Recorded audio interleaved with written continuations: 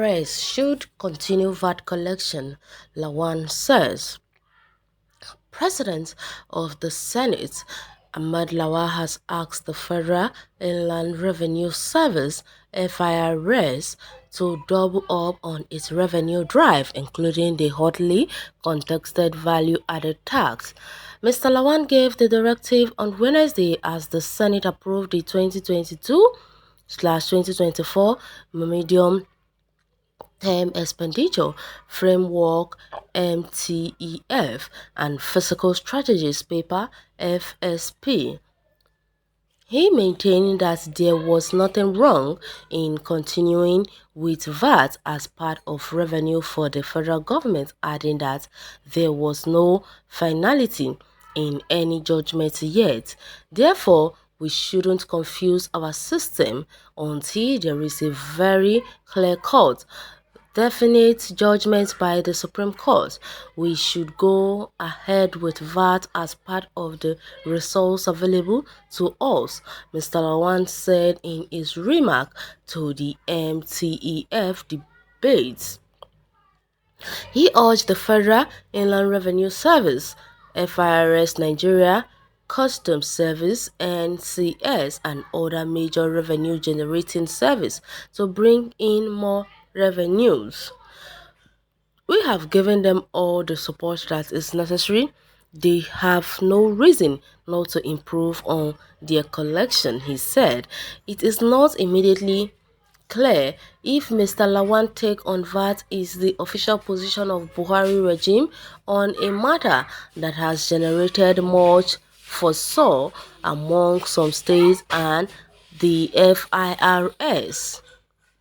Organized private sector on Sunday asked the Buhari regime to give a directive on the matter, as taxpayers were left in quandary over the VAT collection pushed by the state that is now under litigation.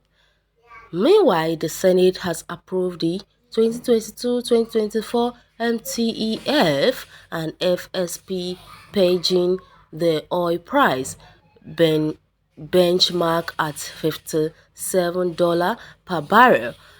This followed the presentation and consideration of the report of the Senate Committee on Finance, National Planning, Foreign and Local Debt, Banking, Insurance and other financial institutions.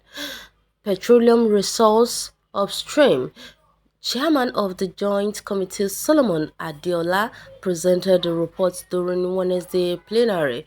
The report contained 18-point recommendation. The Senate had on Wednesday, July 13, considered the request of President Muhammadu Buhari on the MTEF and FSP, provide the basic structure for the estimates and assumption that underlie the annual budget. Presenting the report at the plenary, Mr.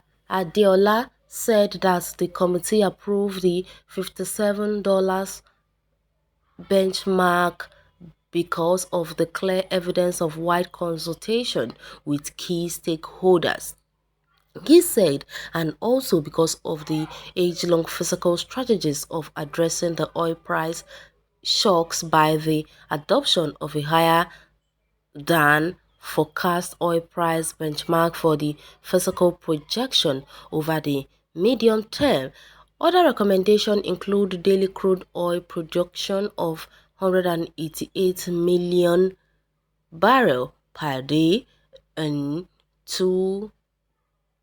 23.188 million barrels per day and 2.22 and 1.88 million barrels per day for 2022 to 2023 and 2024 respectively be approved. This is view of average 1.99 million barrels per day over the past 3 years, and the fact that a very conservative oil output benchmark has been adopted for the medium term in order to ensure greater budget, realizing that the exchange rate of $410.15 proposed by the executive for the 2022-2024 be approved. That's the project inflation rate of 13% be also approved.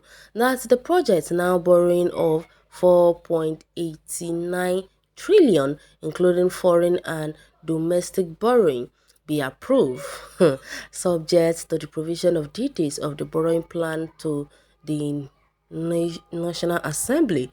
That the Salaries and Wage Commission should review the salary structure of all the MDAs in order to come up with a new salary structure for the MDAs that will reflect the true financial position of the agencies. That the proposed budget of the government-owned enterprises should be reviewed upwards to show the reflection of their capability to generate more revenue as a result of the finding of the Joint Committee. Mr. Adeola further said that the committee also recommended the urgent implementation of the Petroleum Industry Act PIA recently assented to be the precedent in order to curtail the problems of smuggling and round tripling petroleum products imported into the country. Contributing senior Senator Gabriel Suswan, PDP Benue, said there are issues and we must honestly address them. Some of these issues since 2019 have become a recurring dilemma in all the MTEFs that have been presented here. The issues of borrowing and deficit. We now have a deficit that has been growing year in, year out. Where it is going to stop? When is it going to stop? These are issues that agitate the minds of Nigerians, especially when it concerns borrowing. We have a deficit that has gone beyond the threshold of the Fiscal Responsibility Act FRA 2007, which then means that we need to arm the FRA so as to accommodate this defeat. Mr. Lawan said that the lawmakers needed up the game in the area of oversight.